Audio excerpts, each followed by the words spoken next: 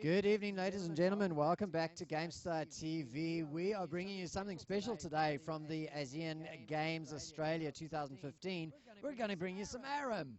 Some ARAM action from the semi-finals of the competition. My name is Crisis. We're going to be doing a TriCast in the studio. With me, I've got Poon and Mendrix. G'day, boys. Hello. What is happening in the world, people? Yeah, it's absolutely crazy. We've got an ARAM semi-final. We've got LTHC on the left-hand side versus Trollmatter on the right, the red team. So, Mendrix, if you want to take us through LTHC on blue, and then Poon, take us through Trollmatter. Alright, so in the top there, who's managed to random out the Sejuani, we have Sil, followed by the Shaco, is Stasis, Swagmasters, Roll Fiora, Asean Newbie has Draven, and Exo Potatoes on Renekton. Again, rounding up the purple/red side, Trollmatter, we have Ladder on that Fizz, Raikung on that Trundle, waste of 13,900 IP on that Nasus, the Turncloak on Annie, and X Go-Sick X on that Warwick. I mean, looking on through there, this is, ARAM, what can we say? I think, you get a support, you're good.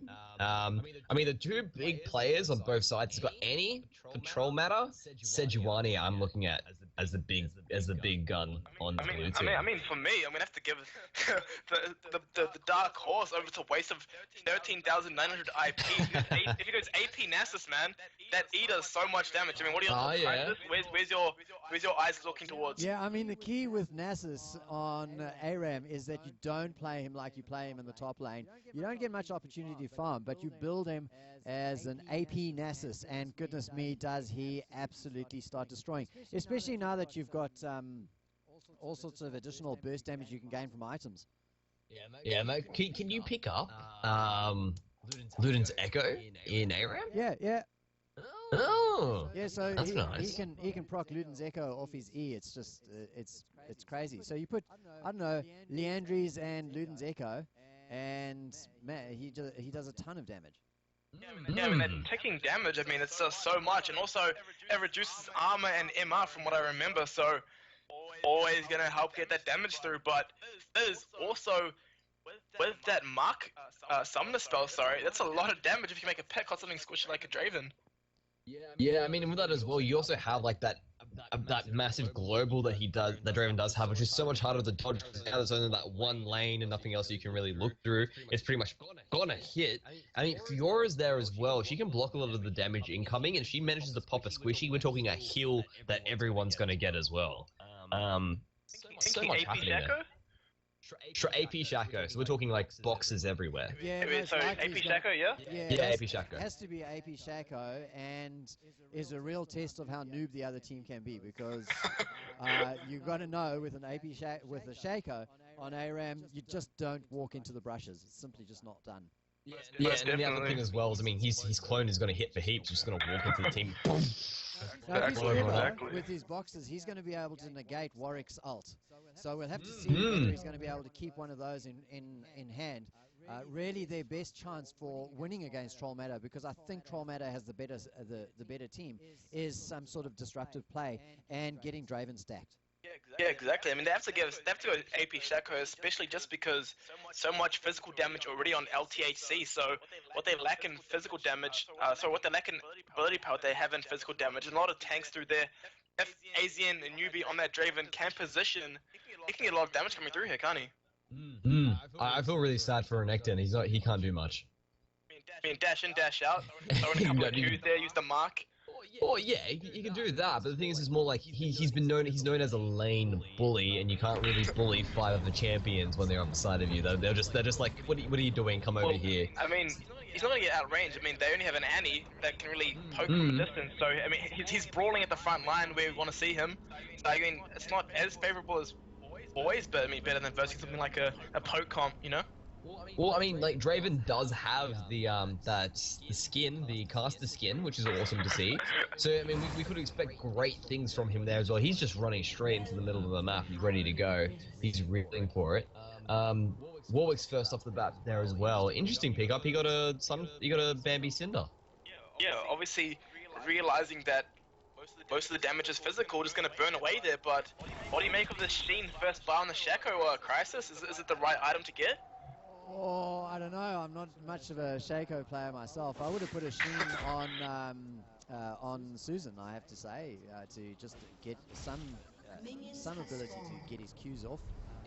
But He was just like, nah, mate, needlessly large rod. Yeah, needlessly large rod straight up. As we come to Asian Newbie manages to get the first hit. In fact, he gets the second hit, and both of the trades go onto him as well. Yeah, Cool. Bit of damage there going on through, and yeah, it was nice and fun everywhere across the board. So we want to watch where the CS goes. As we get an engage on the Raygun, he gets stopped. But straight away through. Whoa! XGO, Sick X. I guess he's Go-Sick is actually his name. Takes a huge amount of damage, and he's itemized wrong. I would have started, I would have put some sort of AP onto him just for his Q. Yeah, we're the summoners rip experts. Tell us about ARAM Crisis. I think for season 4 I played only ARAM if I didn't play Gangplank on Summoners Rip. So. what do you make of this Annie? She's maxing Q instead of W, and even actually, as I say that, go again. Well, huge engage as a newbie manages to get out. First blood's going to go down. Oh, Ladder manages to get away, but Raygun goes in a little bit too deep, and Draven, the real hope of LTHC, picks up that kill. Yeah, he went really low there at the start. There was a still seems to be caught up with the stun, and oh no, he's okay, but there goes Fiora. I'm just like Master, he almost got, oh my god, it's a bloodbath everywhere. Ladder, you're in trouble. Run. Yeah, I mean, so many low health bars all around there, and Ladder just doing his best job at healing back up. Those little relic things on the side, the health and mana things don't come up till 3:15, so they have quite a bit. If they can get this wave pushed in, I mean, we're talking analysts here, if you get pushed in, you can really deny that second health relic pack there at 3:15 if they can get pushed in, sorry. You're trying to analyze an ARAM. I mean, I gotta do it, man. I gotta stay true to my role. Yeah, you have to. So, who's got the CS? Yeah, Max CS onto Draven with 8. Doing well. He's doing great. I mean, CS and ARAM's just impossible to get half the time. Is it one of those things where do the teams go, okay, well, there's one person we're going to funnel all the CS into, everyone else sort of fend for kills? Fans with ARAM, isn't it? But these guys are like five preset players that have come together to come play this game mode, so it could very well have a strategic thing behind it. But I think I'm worried about, or the thing that might change is that will they intentionally die so they can, buy items and stuff like that? Because I've seen, some high level ARAM players do so. So we'll see. Yeah, well, I've been known to do it myself. Like when I know I'm ahead and we've managed to ace them, I'm like, excuse me while I just run myself into your tower and die, so you can't get the shutdown gold. That's like, suiciding as opposed to dying in combat. So you're not actually giving any stats over to the opposing team. Yeah, exactly. But I mean, after a clean ace, if you're actually on 3k, or even if you're on the enemy team, you leave the enemy on 100 health and they can't contest the next objective. You just hard push, try and make a very no-bally play, ace them when they leave them on low health and just run through there, But a big flash ult by Andy can really turn these team fights, I feel. Yeah, and like you can see there's the AP Shaco just forcing that troll away as well. Nice little gold going to Turncloak. I mean, one of the big things I'm looking at is actually this Draven, because it seems they are the gold funnel onto him. And what's big about that? Never mind it all. Okay, Crisis, you go. Here's the engage. Raygun's going to go down first straight away. Somebody hill pops up, but it's not enough to save the dub dive. He goes down too, so that's a double kill. And of course, Shaco dies too, so not the worst exchange. Shaco's not going to be able to pick too much up. I don't think they'll have had much gold. Yeah, I mean, after that, it was just a bit of a suicide as well by Fizz. He thought he could pick up Draven. Oh, actually, Draven did die as well, so he's gone down. He's just died, yeah. Yeah, but he's going to pick up a BF sort of off the bat, because he's one of the guys, he's been getting most of the stuff on the team. Yeah, gonna get that Bloodthirst, a very, very smart buy. He can sustain throughout this long times on the Winter Rift, Winter ARAM, map that we are seeing. Yeah, the Winter Bridge, and he's gonna sustain against the Birth Comp. Very good parry there. Not a parry, but goes in and the fight's starting. Oh, the damage comes through from the Draven from way back when it wasn't a 4 versus 5, it was a 5 versus 5, and now we're 7 and 4 in favor of LTHC. Draven's arrived, and he's going on to Gosek, who's trying to use his ulti, but there was Stasis with that box, disrupting the ulti after that, so nicely done. And it's 8 and 5, Dub dies, and the control is, I think, firmly with LTHC at this stage. Yeah, I just love in ARAM how, like, once they're level 6, it just seems to, like, all hell breaks loose. It's like, it's like, everyone's 6, everyone use everything now. Oh, Asian newbie actually denying the relic, but also Stasis probably was wanting that, but didn't end up getting that in the end. So unfortunate for him, but very good denial there, and actually Susan rushing that Archangel staff.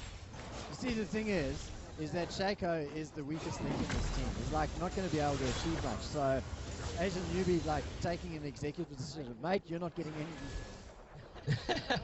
Well, I mean, he doesn't need to get the resources. He's just kind of like, no worries, I'll drop boxes, bro. Just wow. Exactly. I don't need that, but I think it seems to be like they are trying to funnel it onto Draven, because if he gets adoration stacks, then follows it up with kills, he can get really big really fast. That's one of the big things that can come from that. Still sort of jumping in there as well. But, I mean, it's one of those situations where you've got a lot of control on one side, and that true damage. And Spike Master doesn't really need gold as well to get going. And engaged, Asian newbie eats the first, he flashes away, he's not going to get away though. Oh, surely not, no! He picks up a kill, that's incredible. How did he survive? But Anya's come through, called down the Tibbers, and it is a 3 for 2 at the moment, and no further exit kills, but what a great engage there. I was sure that with Draven managing to survive and pick up those 2 kills, Poon, they were going to win that fight. Yeah, definitely Crisis, but he did end up dying in the back end of that through Susan, or with that massive E coming down, the AP really doing the damage. But yeah, Asian newbie trying to fill too many roles here. He's trying to be the carry, trying to be the poke with those spinning axes there, and obviously overextending and dying there, Mendrick. So what does Draven do? Does he just sit back and farm, or is he doing a good job so far? He's got that bloodthirst. I mean, he's going through, obviously he's forcing the team to do something. They're like, okay, we need to kill this dude before we can even do anything. And it's forcing, it is sort of like a favorable trade from them there in that situation. It's showing them that wombo combo that they have. And he seems to be a little bit caught there. He's actually quite good as well when he uses his disengage to like throw that on out. But I mean, the big thing they need to worry about is the fact of the matter is he is an ADC. He can carry games late. It's really up to Ladder to make sure he's not in that fight. Still goes, he picks up Nasus. Yeah, he just starts to sort of engage. Oh, there comes the ulti, comes through. Beautiful ulti, picks up like 4 of the team, but things are not necessarily going all their way. Gosek still alive. He manages to survive for an absolute eternity. Ladder tries to juke boots, gets taken down by Exo Potatoes in the end. And this time the fight has swung in the favor of LTHC instead of Trollmatter. Yeah, I mean, also, Asian newbie did die there, and Unlimited tried to the Woolwork ult, Infinite Durez there, and also Ladder just getting free damage onto him. It was unneeded because Yora's ult actually had a lot of healing, and Swag Master feeling like she wants to be able to carry this game and does rip toast, but doesn't rip toast anything. So, unfortunate there, but they both died. Yeah, oh, Dennis comes along, and he picks up a double kill off the bat of that. Saves, in fact, a triple, and saves the turret as well. It's got a smidgen of health. Well, they've got 4 players up right now. As, well, 5 now that Raken has just respawned, and they'll get a nice push onto this turret. Don't think Asian Newbie is going to be able to defend it.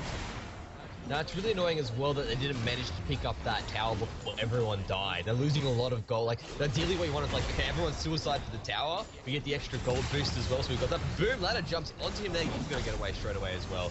But yeah, it's one of those things, but now this team is a freshly bought team up against a team that's a bit delayed from that. So I think the big thing you probably see is a massive go button the moment all the cooldowns come up on the side of red. That's what you're looking for. Exo Potato's cool. He's got Syl there in support as they push forward. They caught Gosek, who hasn't been able to ulti yet. He's knocked about like crazy. Stasis unbelievably steals a kill. That darn Shaco. Don't bring my resources there. Turncloak's in trouble though. Swagmaster's jumping onto him. He might get picked up. Never mind, he's gonna throw that ult away. Stasis picks up a shutdown onto him. Suicides himself. He's like, no worries, shut down. Followed by a bye. Thank you very much. And he's probably begging them to hurry up and take that tower, so he's got a little bit of extra gold on the side of that. And they're just rushing at the moment. Ray King also goes down.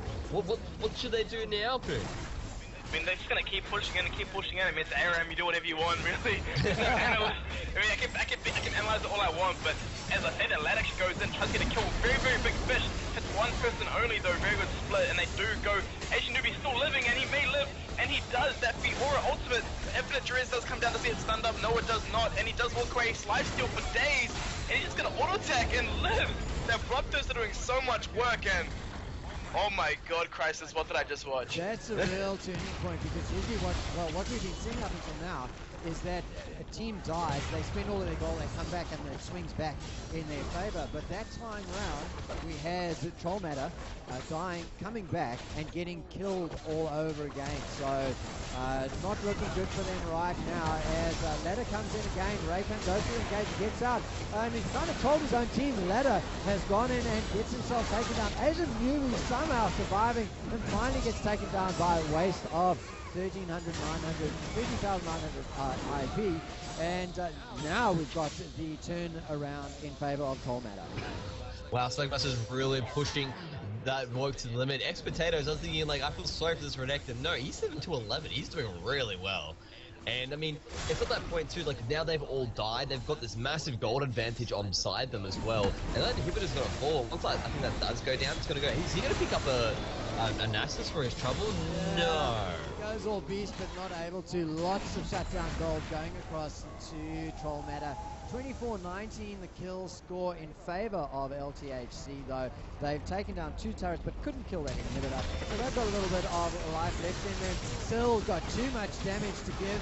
An assist onto Asian Newbie, who now eats fish as Ladder goes in for him, but that doesn't matter. Asian Newbie is very, very strong at the moment. Draven with the QSS and his Bloodthirster that's been there for ages. Yeah, Asian Newbie not wanting to get locked up by this Infinite Duress. The ult does come down. Glacial Fissure doesn't mean not Glacial Fissure. Glacial Prism, but Turncloak turns around, but does not live.